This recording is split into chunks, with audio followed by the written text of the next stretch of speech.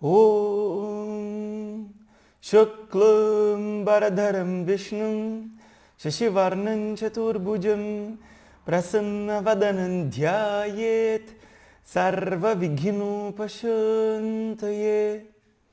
Om Namah Shivaya Gurave Sachid Anandamurtaye Nishprapanchaya Shantaya Shri Shivanandaya Te Namaha Shri Vishwanathaya Te Namaha.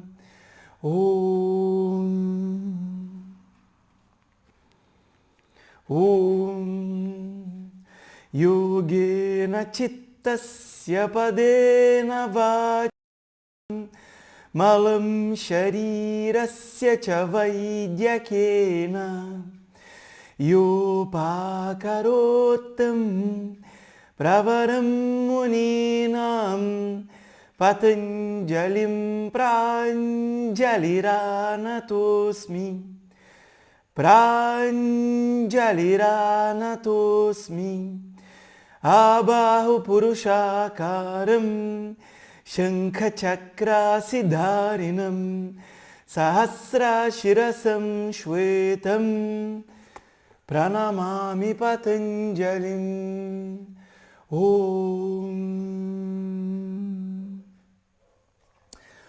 Namastê, sejam bem-vindos à nossa aula de Vedanta, cujo texto atual é o Yoga Sutras de Patanjali.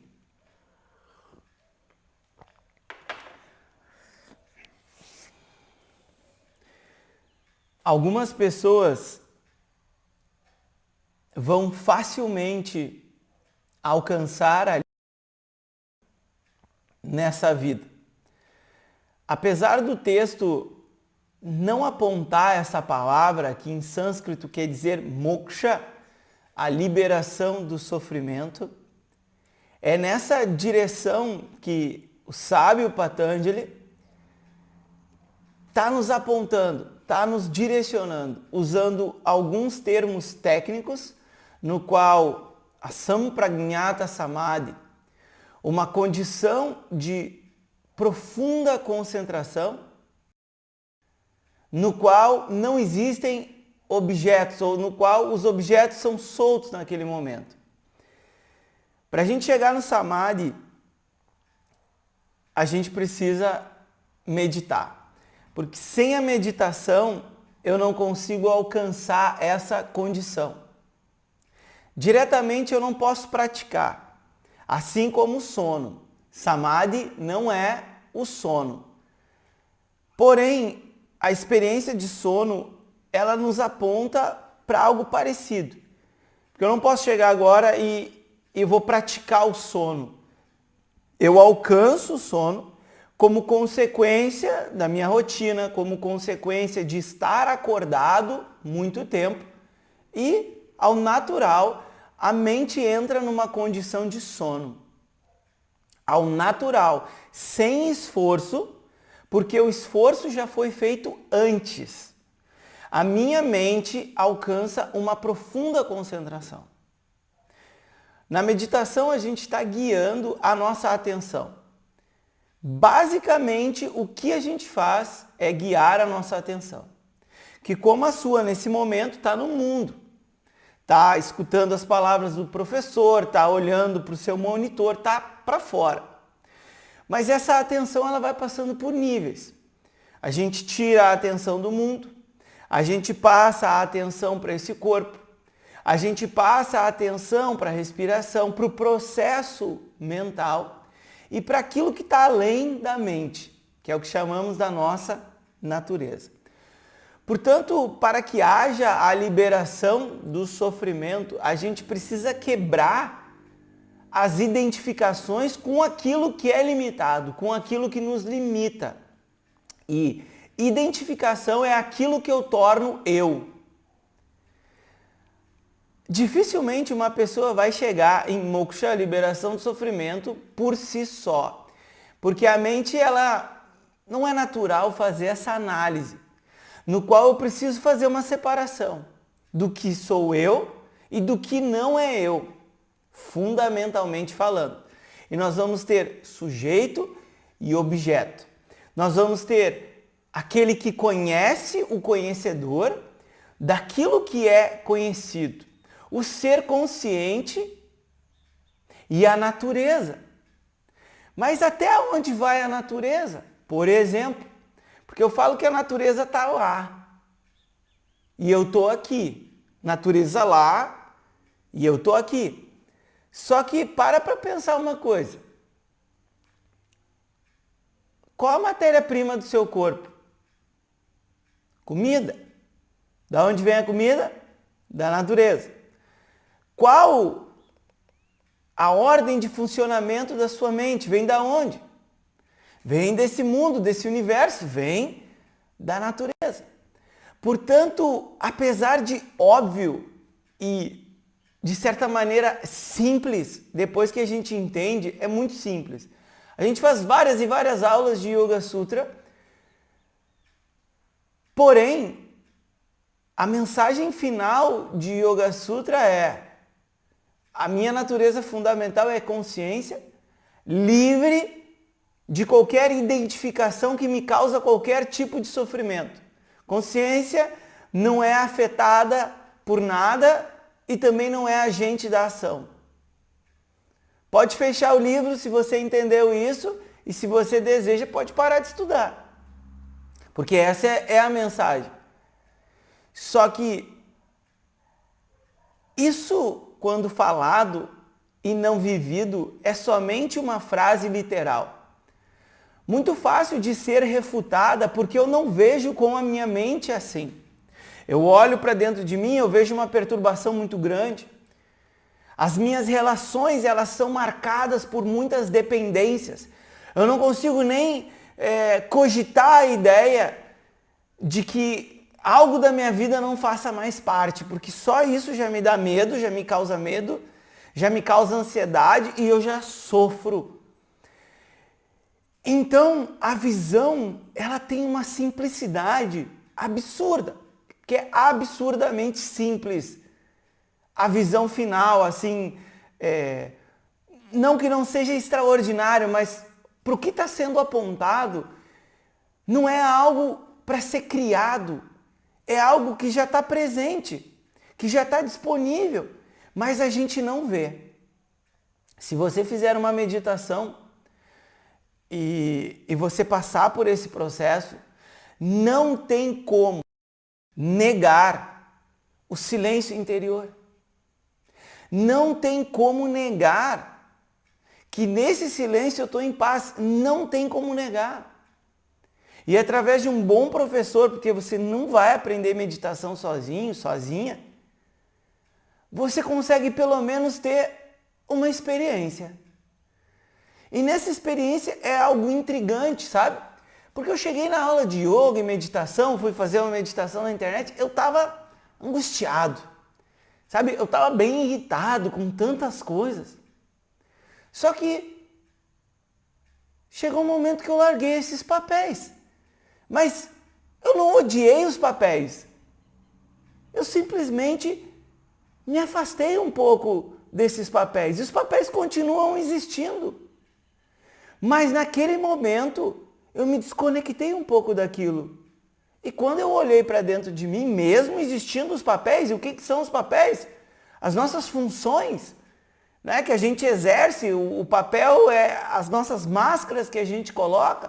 Dá uma aula, a pessoa coloca o papel de professor.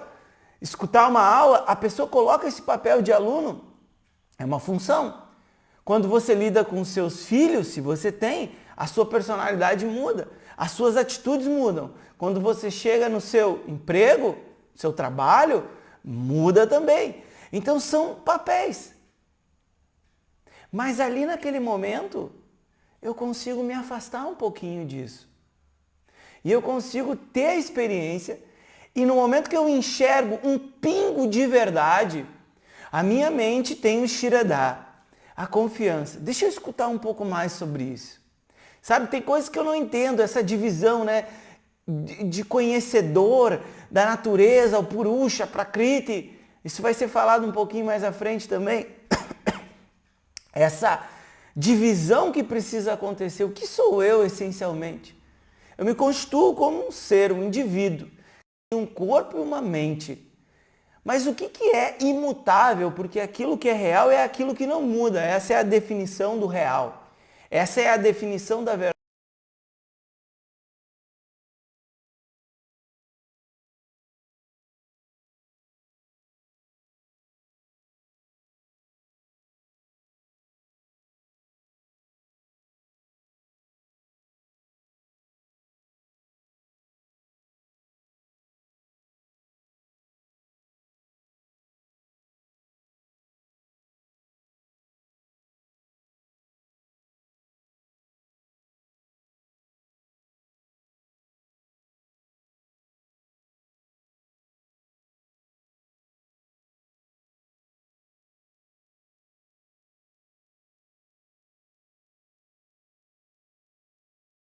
Sofrer.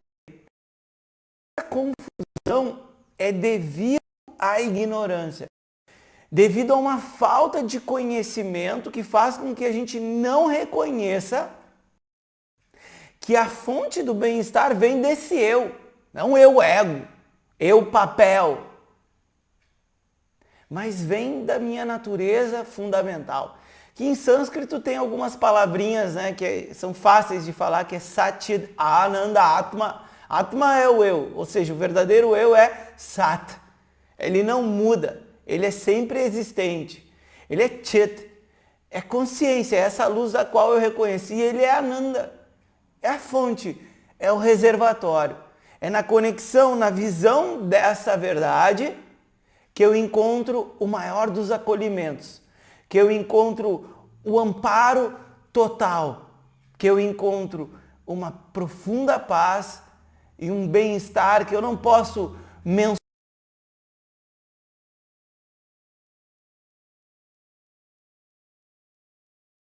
É a verdade. Ninguém vai poder te dizer como que é a vista da montanha. A pessoa pode te dar características, né, lá do alto. Ah, você vê isso, você vê aquele outro, é assim, não é? Mas se você quer enxergar a vista, é só se você subir essa montanha. E o autoconhecimento é uma jornada que a gente sobe essa montanha. O foco do texto, ele não é tanto nesse que é chamado de Atma-Jnana, o conhecimento do eu. Porque o conhecimento do eu, de fazer essa distinção daquilo que sou eu para aquilo que não sou eu, desse conhecedor que está posto aqui e dessa natureza, eu preciso fazer essa separação, encontrando em mim, né, uma natureza fundamental, como um ser consciente, no qual não é afetado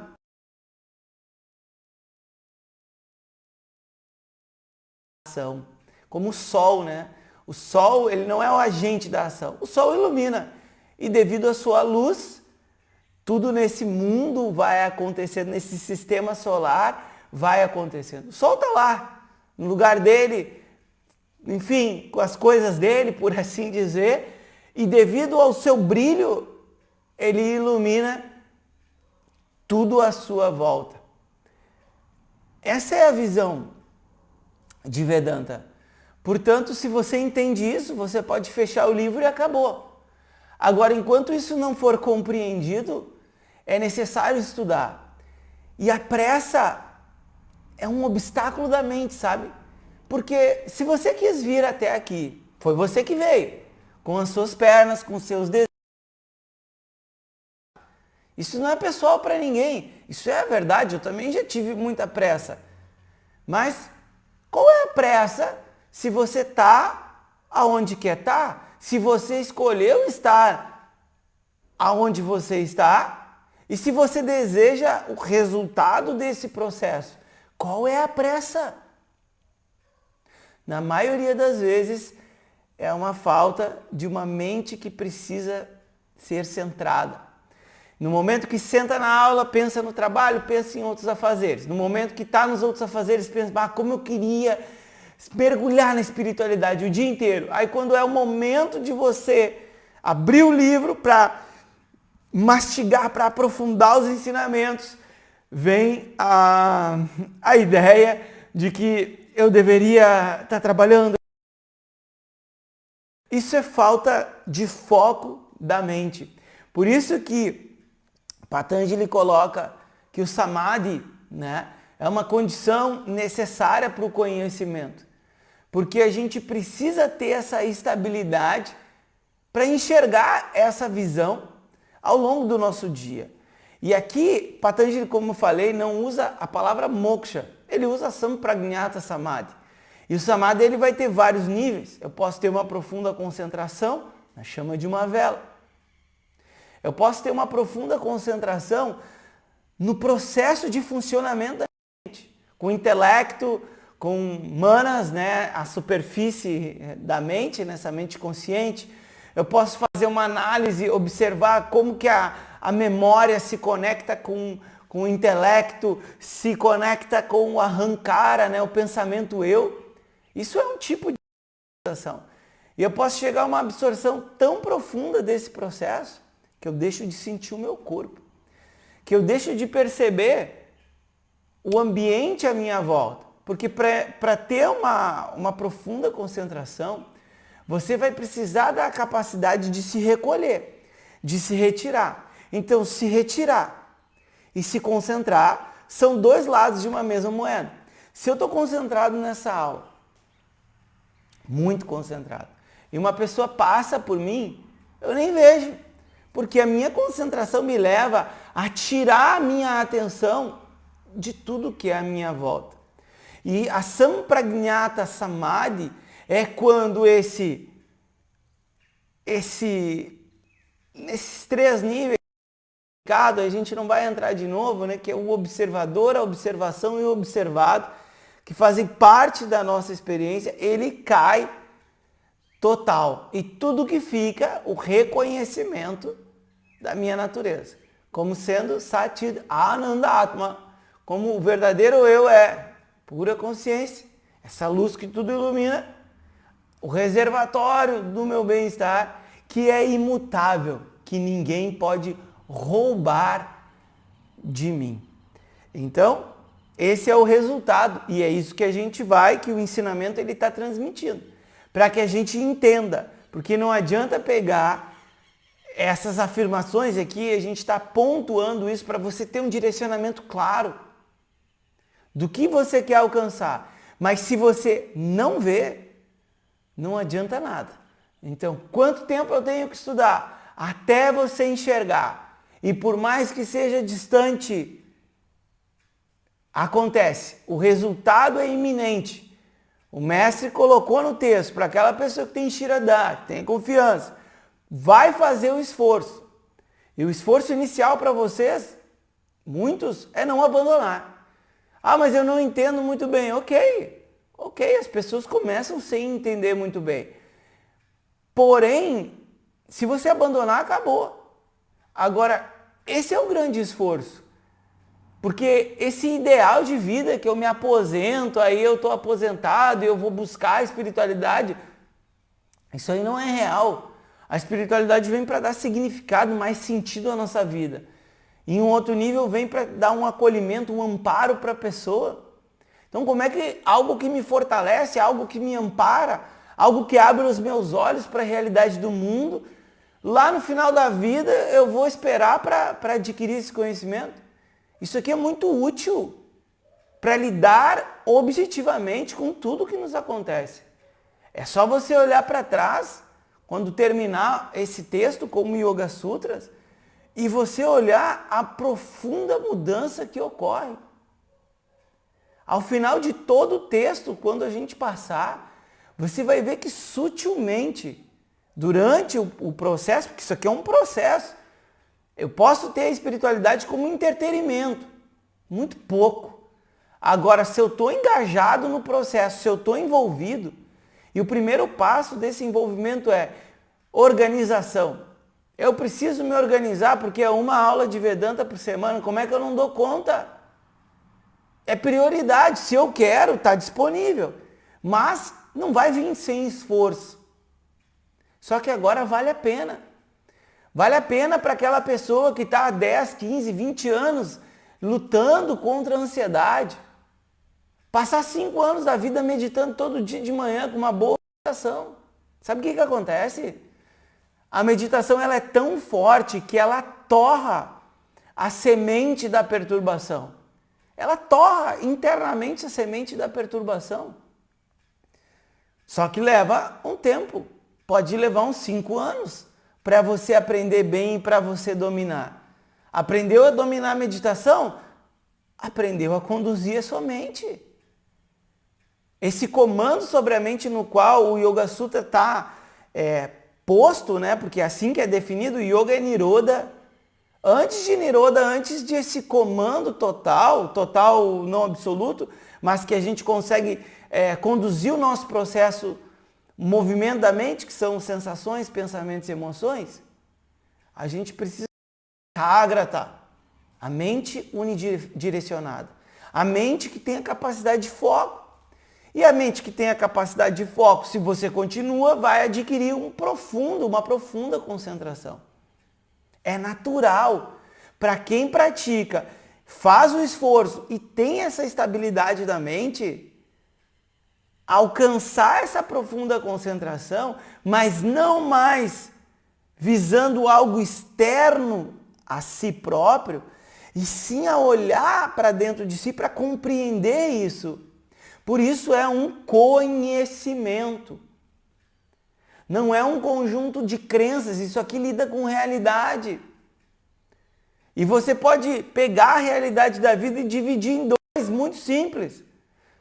Lá existe a natureza e aqui existe o ser consciente. O ser consciente sou eu não tenho nenhuma dúvida disso. E lá está a natureza. Só que agora você precisa entender. Aonde está o ser consciente? Está no corpo. Será que o corpo é realmente consciente? Será que o corpo é o conhecedor de tudo? E a natureza? Será que a natureza está tão distante de mim assim? Ou de repente, as leis que regem a natureza também regem o meu corpo e minha mente? Então, é necessário uma análise, é necessário uma separação daquilo que sou eu para aquilo que não sou eu, fundamentalmente falando. E quem alcançou isso, removeu a ignorância, removeu as identificações, o tornar eu aquilo que não é eu, apesar de estar identificado, né? Pena que eu não tenho aqui, mas tem um exemplo que é o cristal, né? Se você pegar um cristal, ele é transparente. E se você bota o cristal na frente de uma camiseta vermelha, parece que o cristal ficou vermelho, mas o vermelho não é do cristal, porque o cristal é transparente. Mas é como se houvesse ali a reflexão. Da mesma forma, quando surge um pensamento da mente, logo vem a identificação. Mas quando essa mente é bem conduzida, é como se a mente ficasse transparente.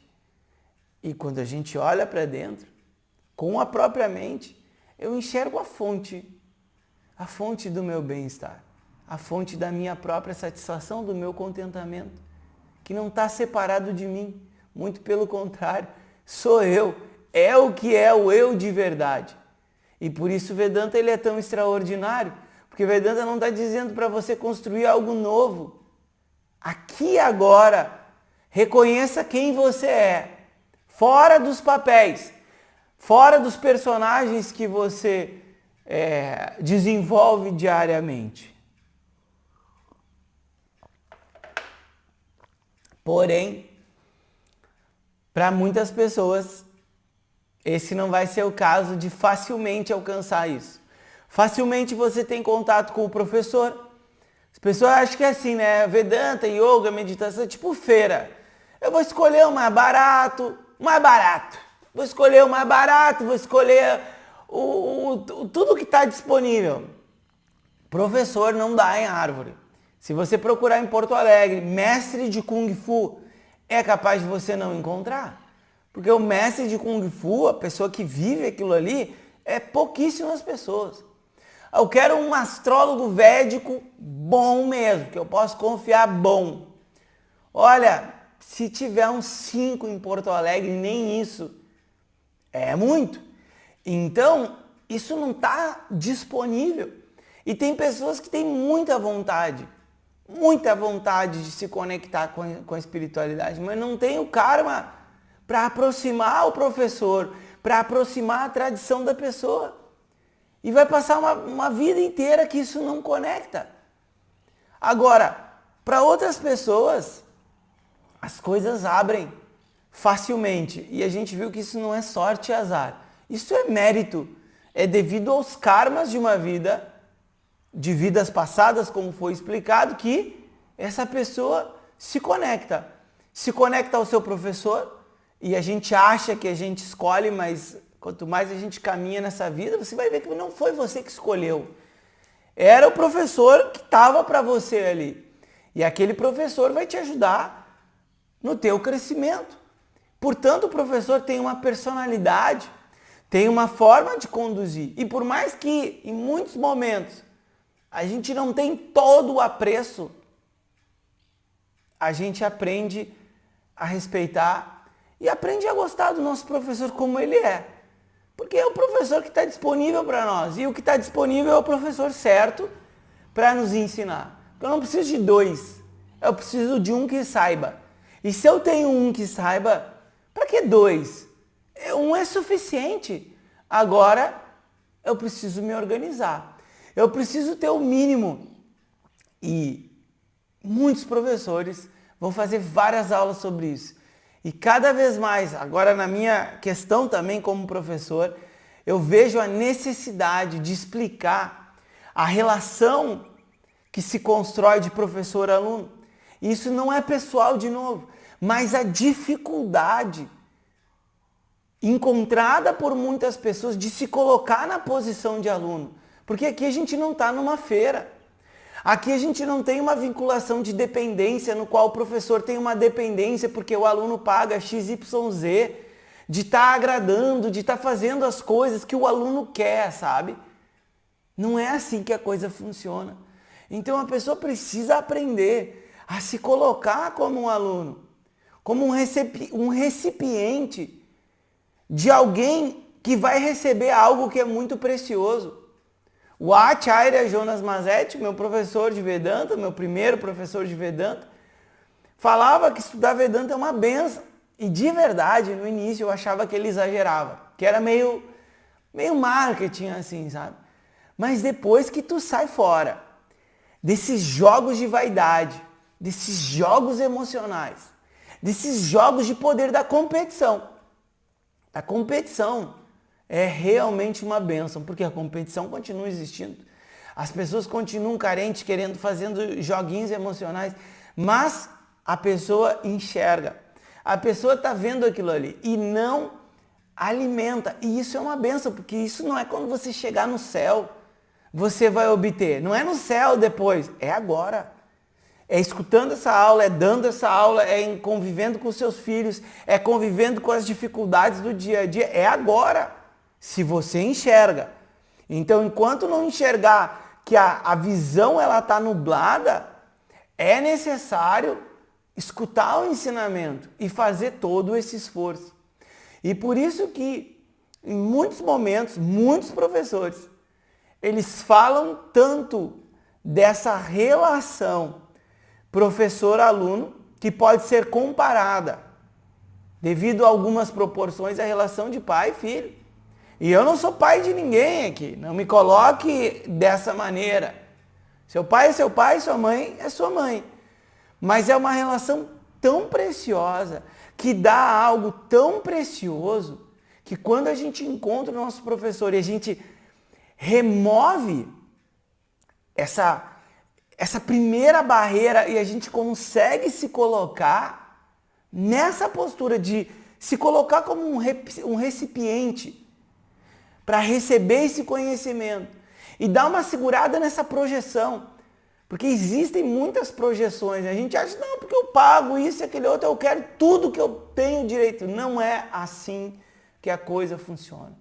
O professor, ele tem o maior amor do mundo para transferir o conhecimento, mas o processo não é assim, do dia para a noite eu sentei, eu quero isso, eu quero aquele outro, tem que ser assim, não tem que ser assim. Não é assim que funciona. Porque antes de você chegar, antes de eu chegar, porque eu não estou falando de mim aqui, eu estou falando da relação professor-aluno. Antes de eu chegar, o conhecimento já estava disponível. Mestres que você está vendo aqui atrás fizeram muito mais coisas. Então nós chegamos com uma estrutura já estabelecida, com uma forma de transmitir esse conhecimento, uma pessoa viva para com outra pessoa viva. Essa é a forma. E agora a gente precisa encontrar dentro do nosso coração uma mente que não fica julgando e condenando a todo momento. Uma mente que não fica fazendo comparações, porque isso é assim, porque isso é assim.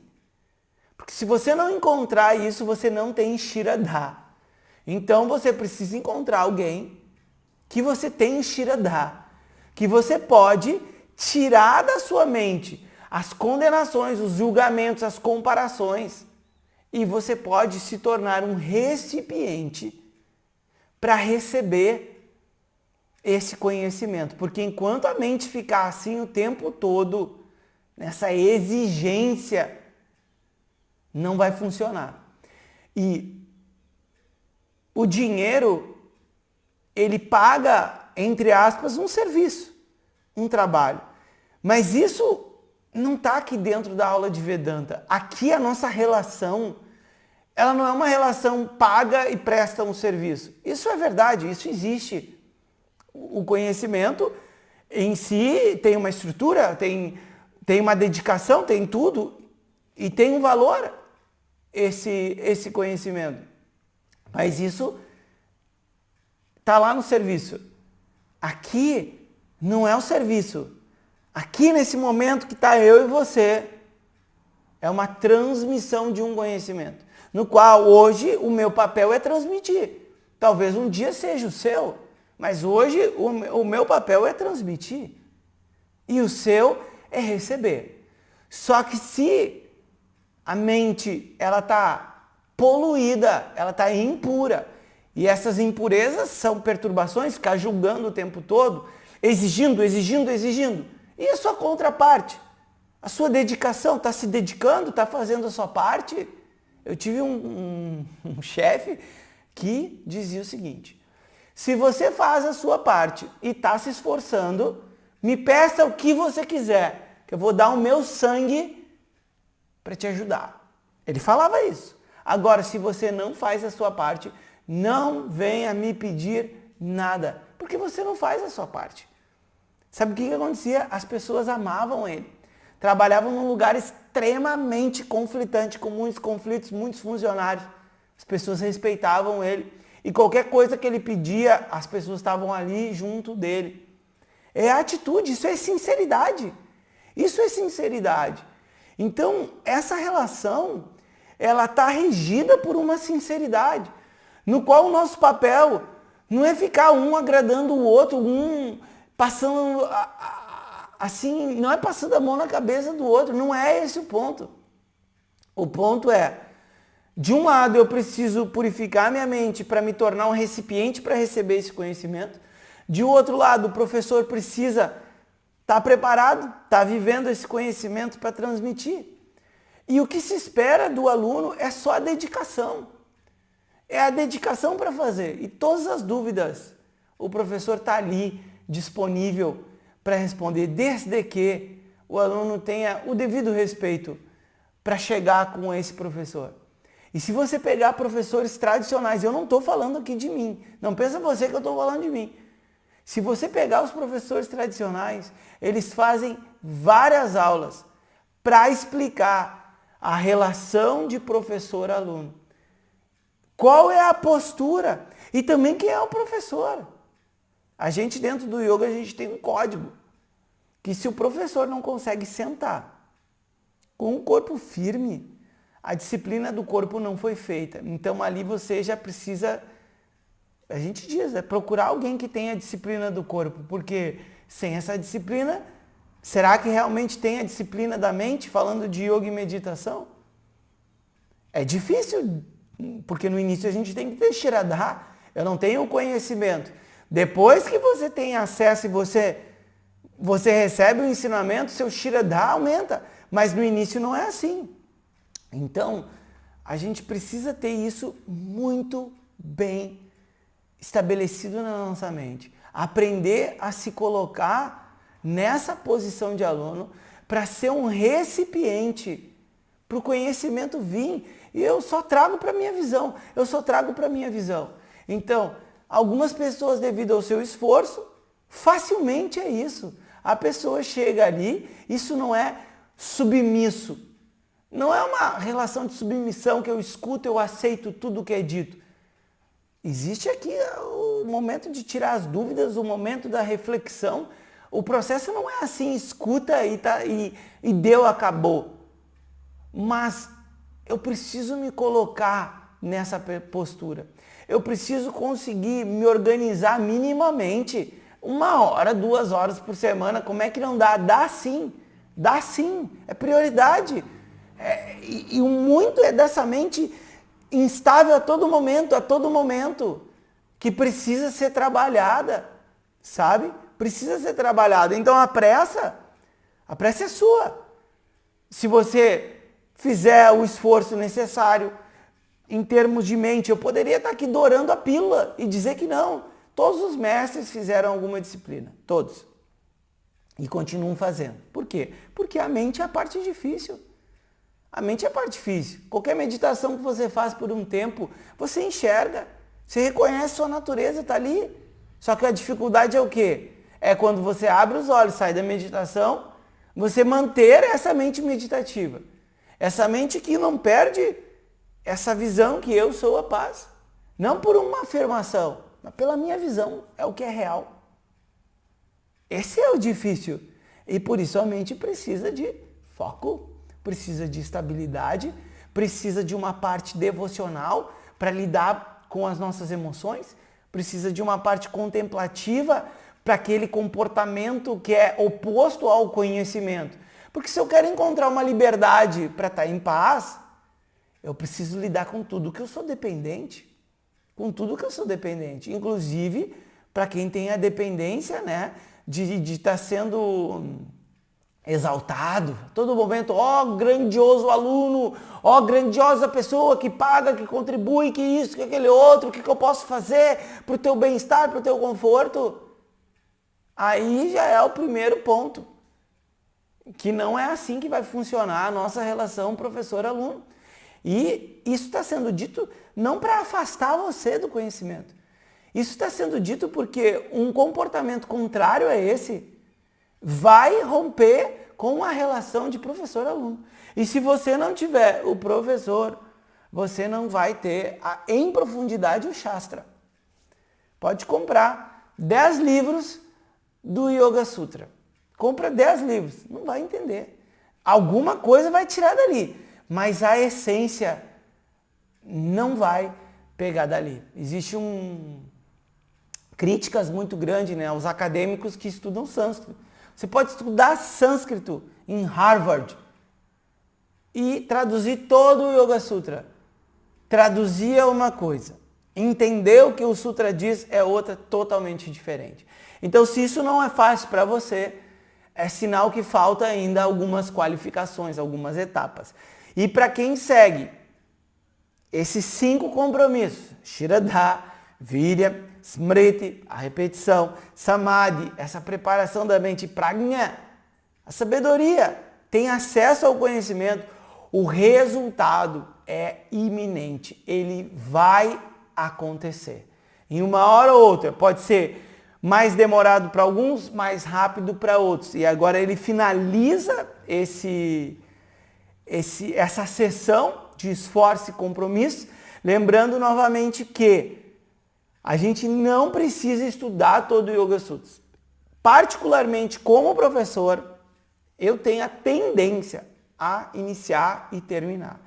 Porém, quando estava estudando com o meu professor, o Acharya Jonas Mazetti, muitas vezes a gente fez só alguns pedaços, porque estava focado em um determinado ensinamento. E depois que a gente já entende bastante, a gente vê que é bom estudar inteiro, mas nem sempre isso vai ser possível. Se você chegou que a nossa metodologia é uma metodologia livre. Você pode começar nessa aula, pode ficar um pouco perdido no início, mas conforme você vai escutando as aulas, isso vai sendo explicado de novo, até você atender. O ponto principal é adquira uma rotina no qual você parar um pouquinho, não vai te causar nenhum desconforto. Porque não causa, a verdade não causa, isso é a mente. A mente perturbada, sendo bem sincero, que não consegue encontrar uma hora de tranquilidade para fazer. Isso é a perturbação da mente e essa é a verdade. Você pode discordar de mim hoje, mas daqui um tempo você vai ver que é a perturbação da mente que senta e está com pressa, senta e quer fazer outra coisa. A mente não tem a estabilidade, o foco. Então começa por se organizar e conseguir sentar na aula com tranquilidade.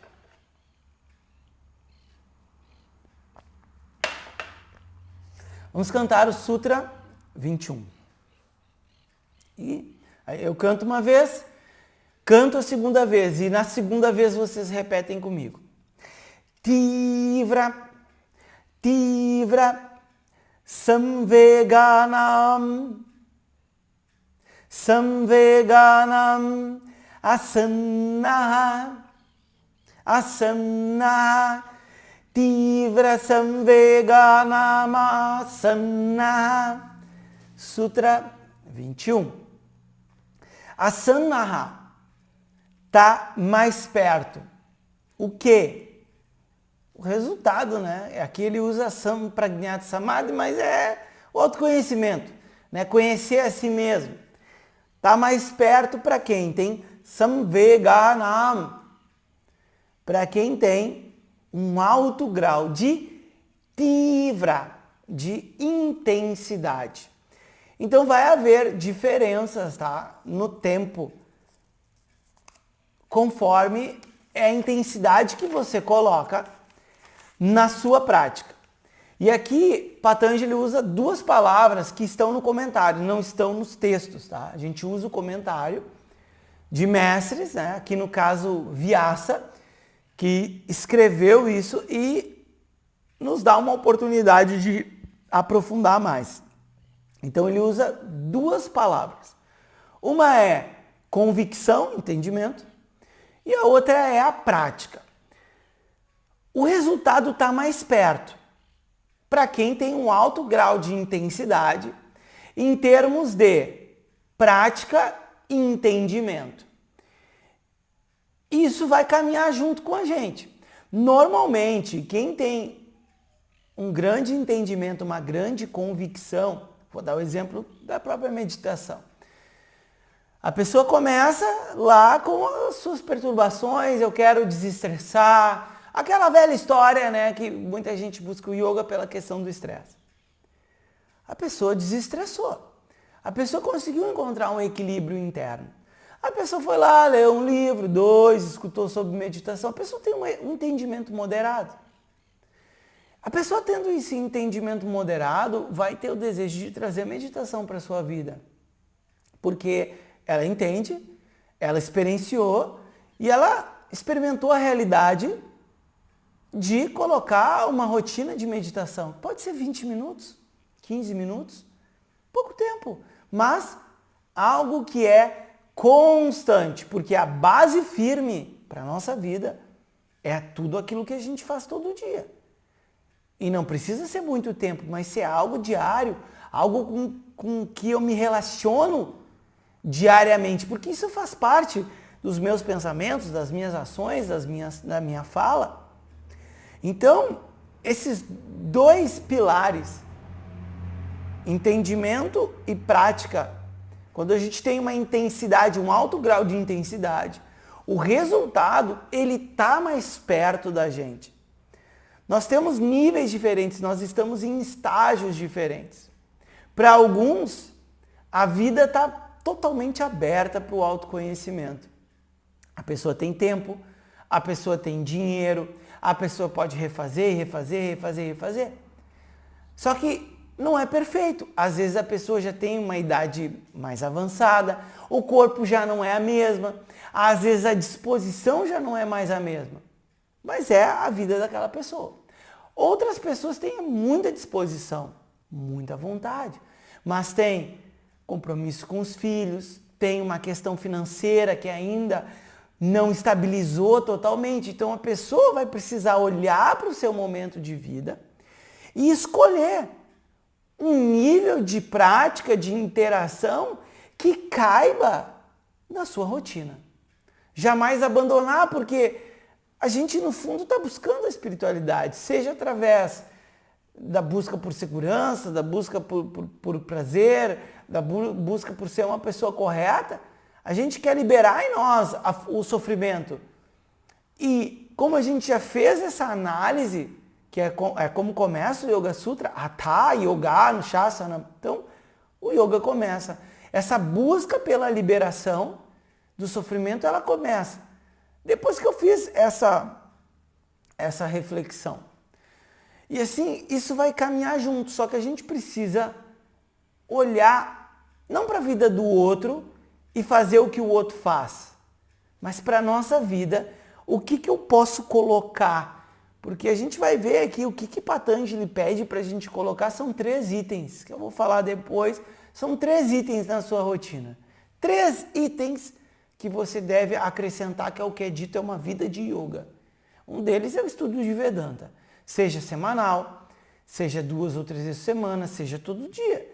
Vai depender de você, né? E do que está disponível para você. Hoje, no Instituto, a gente não tem aula todo dia. Mas vai chegar um ponto, né, que além de programas gravados e aulas, vai ter a disponibilidade. Talvez essa não seja a sua motivação. Está tudo bem. Você pode continuar fazendo uma vez por semana. E não tem nada de errado. No próprio comentário, para aquela pessoa que segue essas 5 etapas, o resultado é iminente. Seja você tendo uma prática leve, moderada ou intensa. E isso nos mostra que a tradição em si leva em consideração a diferença de momento de vida com que você está chegando até aqui. E o mérito você tem.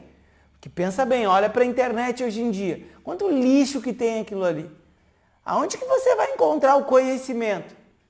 E um conhecimento precioso, porque é algo que tem como proposta eliminar o seu sofrimento. O que pode ser maior do que isso? O que pode ser maior? Para pensar sobre isso. É algo muito precioso, mas não está aberto para todo mundo. Todo mundo tem a condição de estudar. Agora não está aberto. Tem muitas pessoas que vão olhar, quanto tempo tem o vídeo? Tem 1 hora. Eu vou lá e eu vou ficar vendo o vídeo da fofoca do momento. Qual que é a fofoca do momento? O que está acontecendo no momento? E a pessoa fica 1 hora escutando lixo, botando lixo para dentro da cabeça, botando lixo para dentro da sua casa. E passou a mesma 1 hora, escutando e vendo lixo. Mas porque a aula tem 1 hora, a pessoa olhou 1 hora, não quero, o professor não faz dancinha, o professor não está aqui tentando me persuadir.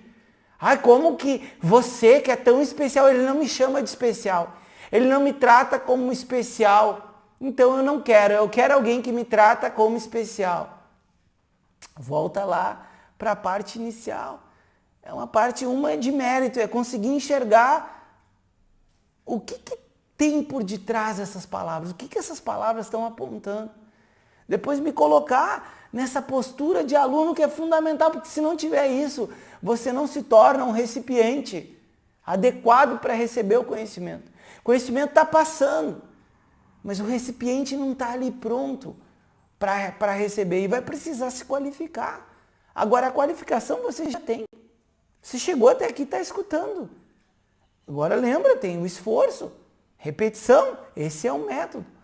Então intensidade aqui não está relacionado com que você sentar um dia e fazer 8 aulas de Vedanta, fazer 6 horas de asana durante o dia. Não é essa a intensidade. Intensidade está relacionado com o todo dia, o habitual, o criar o hábito, o acomodar. Uma aula de Vedanta, yoga e meditação, e a gente não vincula mais, tanto aqui no Instituto, você pode, se quiser, praticar yoga e meditação separado de Vedanta. Você pode estudar Vedanta separado de yoga e meditação. Portanto, para quem estuda Vedanta, vai precisar qualificar a sua mente. E em algum momento, para quem pratica yoga e meditação, vai chegar em Vedanta. E se você consegue conectar agora esses dois, bênção, porque vai estar mais perto para você. O resultado é iminente para quem segue esse caminho, desses 5 estágios que já foram falados. Agora, quanto tempo demora, depende da sua intensidade, do seu entendimento e da sua prática. Então depende de você. Esse é o ponto. Quer aprender mais rápido? Aumenta a intensidade. Só que não adianta aumentar a intensidade e comprometer a sua rotina de vida. Lá atrás, tinha uma aluna muito dedicada. Fazia 3 vezes por semana e fez, olha, por mais de um ano, 3 vezes por semana. Aí ela disse assim, nossa, isso aqui me faz muito bem. Posso fazer todo dia? Olha, é difícil, mas se você quer fazer, pode fazer todo dia. O que aconteceu? Ela fez umas 2, 3 semanas, 5 vezes por dia, por semana, ela ia até o estúdio, abandonou e nunca mais voltou. Porque escolheu um nível que está acima da sua capacidade. E não só ela largou aquilo que já estava consolidado. Pô, fazer no estúdio, aqui no online é uma barbada. Você segue a sua vida, você se organiza e faz a sua aula. No estúdio você tem que se deslocar, você tem que ir, enfim, tem vários fatores. Um ano, mais de um ano, conseguiu fazer as 3 vezes por semana. Só que deu o passo maior que a perna, uma boa intenção. E aí degringolou tudo e abandonou. Sutra 22, agora ele vai pontuar isso e a gente vai fechar na aula de hoje e vai começar um assunto novo.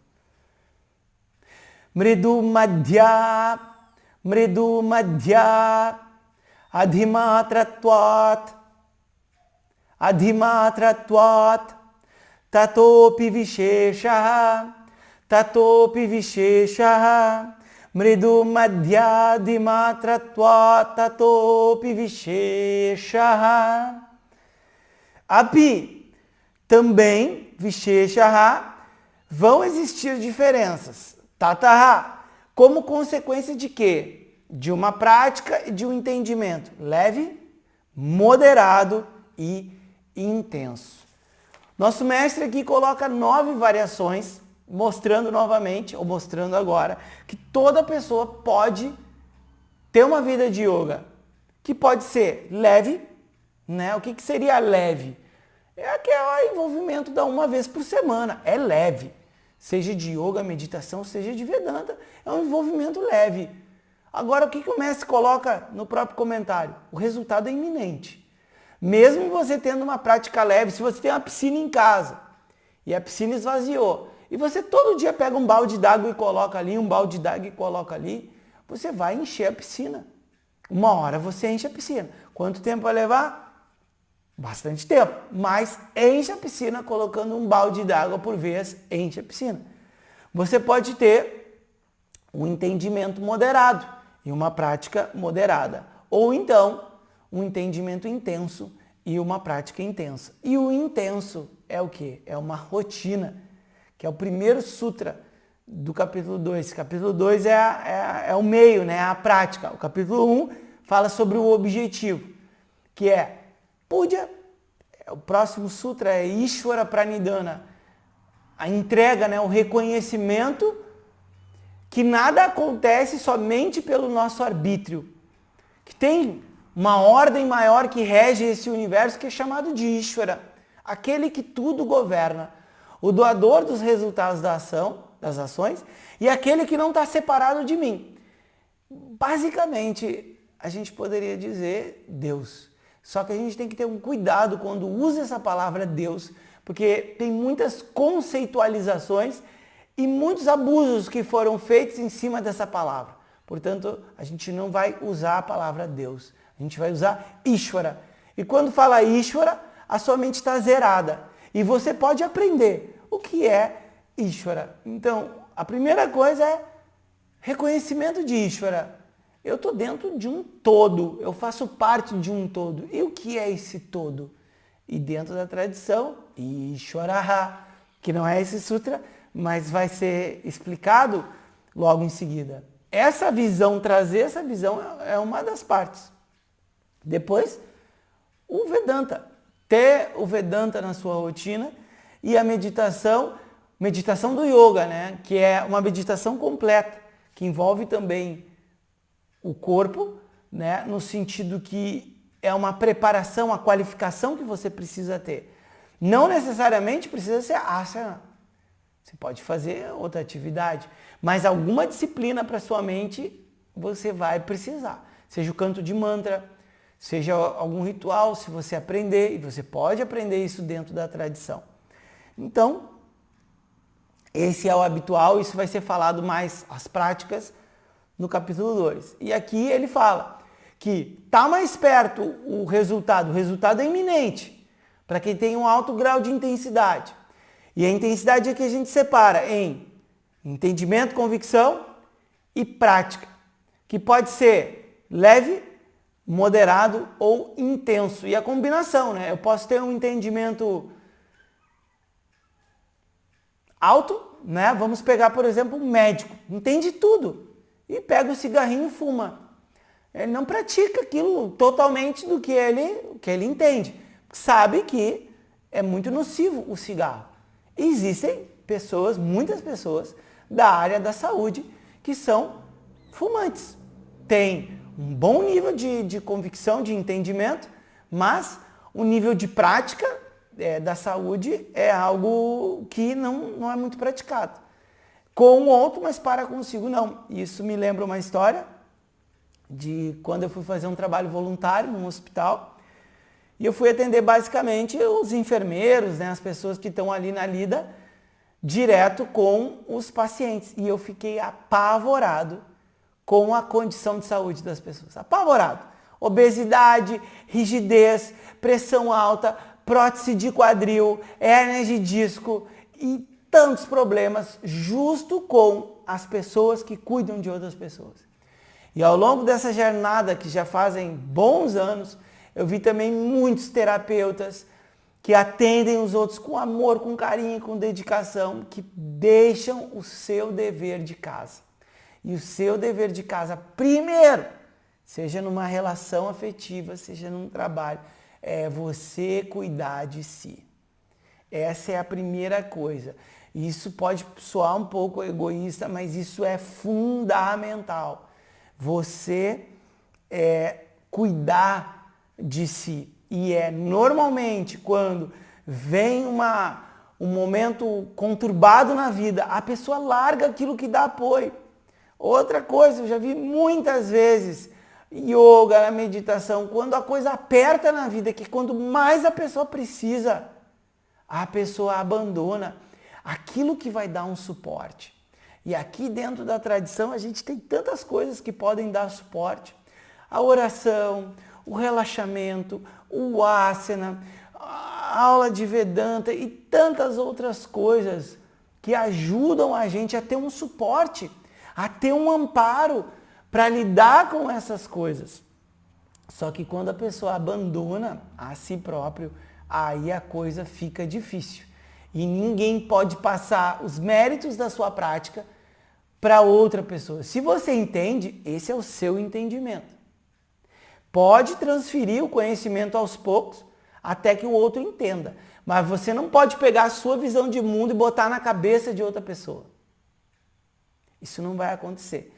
Portanto, não vem ao caso nesse momento a gente detalhar o que é a pessoa que tem a prática leve, porque poderia ser feito isso. A prática leve com o entendimento moderado, o que é a prática intensa com o entendimento leve. Isso cabe a nós, mas o ponto que a gente tem que pegar aqui é o intenso, não é fazer yoga e meditação o dia inteiro. Não é fazer 8 aulas de Vedanta o dia inteiro, é ter uma constância, é incorporar isso na nossa vida. Vou dar um exemplo de disciplina para a gente fechar aqui, que vai se tornar habitual. O Vrata. Toda semana você pega um compromisso. Um compromisso de algo que você vai acrescentar ou algo que você vai retirar da sua vida. Por exemplo, você está ficando muito tempo nas redes sociais. Você coloca uma vrata por uma semana.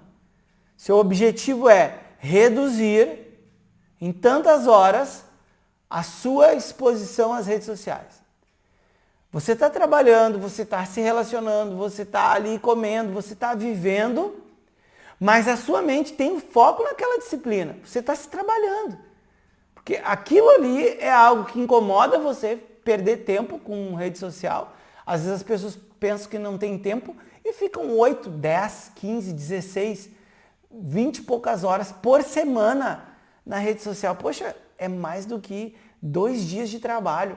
E a pessoa vem dizer que não tem tempo. Então ali tem um buraco. Aquilo incomoda a pessoa.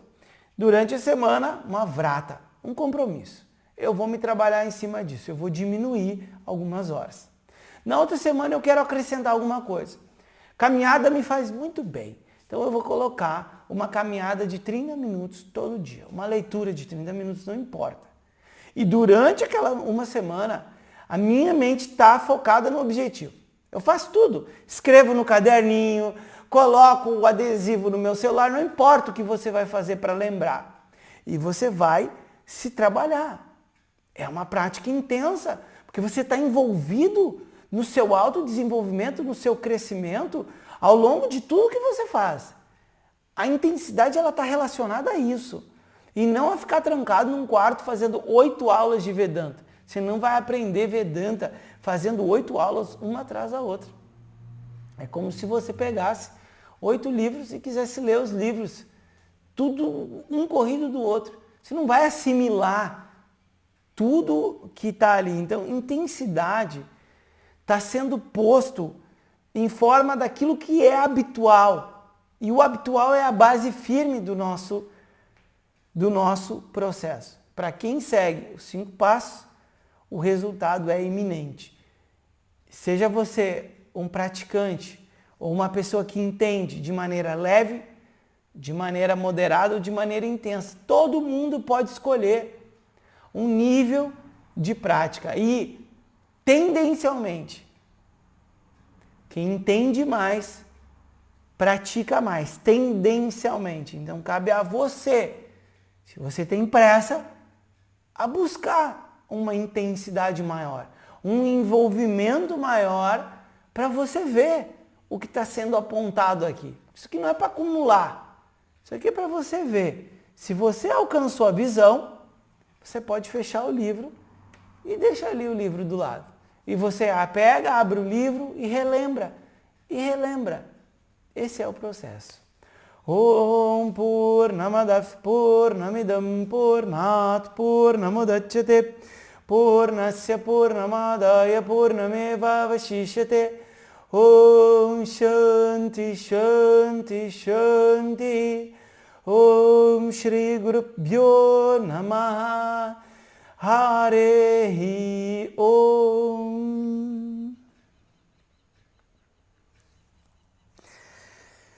O Namastê, pessoal. E só para vocês terem uma ideia, essa questão que a gente falou um pouco, né, da relação professor-aluno, existem textos que falam somente disso e muitas passagens, né, muitos textos que tem o enfoque muito forte nessa relação que a gente está construindo, alguns de vocês já há bastante tempo, né? Tem pessoas que estudam aí, praticam, né? Começou com yoga e meditação há mais de muito tempo, né? Tem alunos que têm mais de 7 anos de prática aqui no Instituto, quando nem era Instituto. Tem pessoas que já fazem Vedanta aqui com a gente há mais de 4 anos, quase 5 anos, que a gente já está, assim, ensinando, né? Então, já é um tempo considerável, não começou agora, a gente já insere isso, né, nos nossos trabalhos e cada vez mais também na minha jornada como professor, eu vejo que é importante, porque vocês estão aqui, têm a boa vontade, mas às vezes a gente não é instruído dessa maneira a como se portar, como se colocar com o professor. E isso tem textos que falam sobre essa relação e sobre esse papel.